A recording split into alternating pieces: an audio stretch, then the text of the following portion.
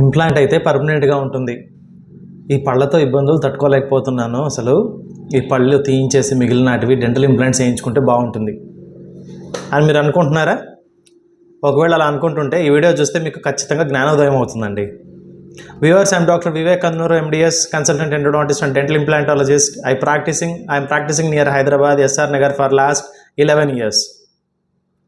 మనం ముందుగా తెలుసుకోవాల్సిన విషయం ఏంటంటే, నోటి శుభ్రతను ముందుగా అజాగ్రత్త చేసి ఎలాంటి పళ్ళ ఇన్ఫెక్షన్స్ని అయితే మనము తెచ్చుకుంటామో, అదేవిధంగా డెంటల్ ఇంప్లాంట్ అనేది నోట్లో ప్లేస్ చేయించుకున్న తర్వాత దాన్ని కూడా చాలా శుభ్రంగా మెయింటైన్ చేయకపోతే ఇంప్లాంట్ కూడా ఇన్ఫెక్ట్ అవుతుంది. Implant infect అవటమా? ఎస్, అవుతుంది. ఎలాగైతే పూర్ మెయింటెనెన్స్ వల్ల చిగుళ్ళు ఇన్ఫెక్ట్ అయితే దాన్ని జింజవైటిస్ అంటామో, ఎముక ఇన్ఫెక్ట్ అయితే దాన్ని పెరియోడాంటైటిస్ అంటామో, అలాగే ఇంప్లాంట్ ఇన్ఫెక్ట్ అయితే దాన్ని పెరి ఇంప్లాంటైటిస్ అంటాము.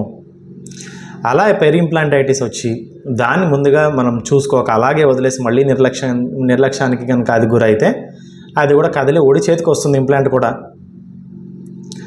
సో ఒకవేళ ఇంప్లాంట్ ఇన్ఫెక్ట్ అయితే ఏం చేయాలి, అసలు అలా రాకుండా ఎలా చూసుకోవాలి అనే విషయాలు తెలుసుకోవాలని అంటే just follow my next videos. Signing off, your Dr. Vivek Kandanuru, MDS. See the description below to book appointments with us. Like, share and follow our channel. Thank you.